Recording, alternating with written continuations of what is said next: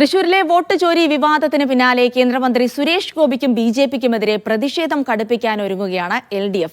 CPI ജില്ലാ കമ്മിറ്റിയുടെ നേതൃത്വത്തിൽ ഇന്ന് പ്രതിഷേധ പരിപാടി സംഘടിപ്പിക്കുന്നുണ്ട്. DYFI ജില്ലാ കമ്മിറ്റിയുടെ നേതൃത്വത്തിൽ ഇന്ന് നടക്കുന്ന സുരേഷ് ഗോപിയുടെ ഓഫീസിലേക്കുള്ള മാർച്ച് സംസ്ഥാന സെക്രട്ടറി VK സനോജ് ഉദ്ഘാടനം ചെയ്യും.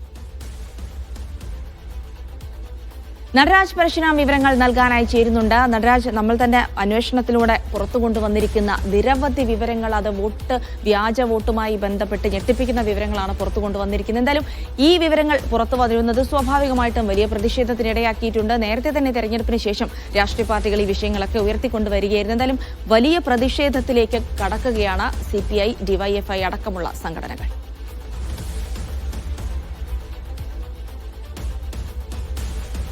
ശരിയാണ്. നമ്മൾ പുറത്തുവിട്ട വിവരങ്ങൾ വലിയ രീതിയിലുള്ള രാഷ്ട്രീയ ചർച്ചയായി മാറി. അത് സംസ്ഥാന തലത്തിൽ മാത്രമല്ല ദേശീയ തലത്തിൽ പോലും ഏറെ ശ്രദ്ധിക്കപ്പെട്ടു എന്നുള്ള കാര്യമാണ്. കാരണം BJPയുടെ നിലവിൽ കേരളത്തിൽ നിന്നുള്ള ഏക ലോക്സഭാ സീറ്റിലേക്ക് ഇത്തരത്തിൽ വോട്ട് ചേർക്കപ്പെട്ട കഥ പുറത്തു വന്നപ്പോൾ ഒരു ഞെട്ടൽ തന്നെ പല ഭാഗങ്ങളിലും ഉണ്ടായി. ഇപ്പോൾ അതിൻ്റെ തുടർച്ചയെന്നോണം പ്രതിഷേധ പരമ്പരകൾ തുടരുകയാണ്.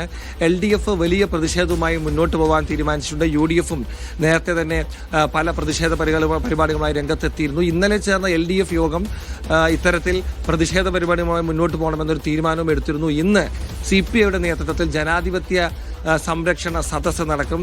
സന്തോഷ് കുമാർ MP ആണ് ഇതിൽ പങ്കെടുക്കുക. CPIയുടെ മറ്റ് മുതിർന്ന നേതാക്കളും പങ്കെടുക്കും. ഇന്ന് വൈകിട്ട് സുരേഷ് ഗോപിയുടെ ഓഫീസിലേക്ക് DYFIയുടെ മാർച്ചുണ്ട്. മാർച്ചിൽ സംഘർഷമുണ്ടാവാനുള്ളൊരു സാധ്യത കൂടി സിറ്റി പോലീസ് കണക്കിലെടുക്കുന്നുണ്ട്. കാരണം കഴിഞ്ഞ ദിവസങ്ങളിൽ ഇത്തരത്തിൽ സുരേഷ് ഗോപിയുടെ ഓഫീസിലേക്ക് മാർച്ച് നടക്കുമ്പോൾ അവിടെ ഒരു കരിയോയിൽ പ്രയോഗമുണ്ടായി. അതിനെ തുടർന്ന് അയാളെ കസ്റ്റഡിയിലെടുത്തു. പിന്നീട് അയാളെ മോചിപ്പിക്കുന്ന സ്ഥിതിയുണ്ടായി. രാത്രി CPM ഓഫീസിലേക്ക് BJP പ്രവർത്തകർ മാർച്ച് നടത്തി. നഗരം നിശ്ചലമാവുന്ന രീതിയിലായിരുന്നു ആ മാർച്ച് ശേഷം നടന്ന സംഭവങ്ങൾ. പോലീസ് തടഞ്ഞതോടുകൂടി ഉന്തും തള്ളുമായി. മറുഭാഗത്ത് CPM പ്രവർത്തകർ സംഘടിച്ചു.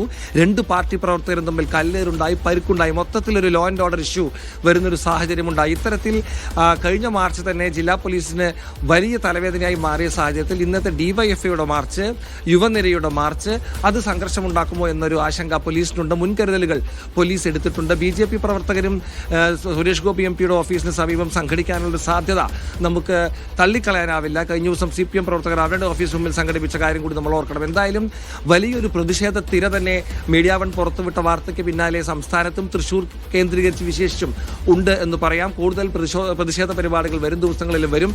എന്തായാലും നമ്മൾ പുറത്തുവിട്ട തിരഞ്ഞെടുപ്പ് വോട്ട് അട്ടിമറിയുടെ വാർത്തകൾ അല്ലെങ്കിൽ വിവരങ്ങൾ ആളിക്കത്തുകയാണ്.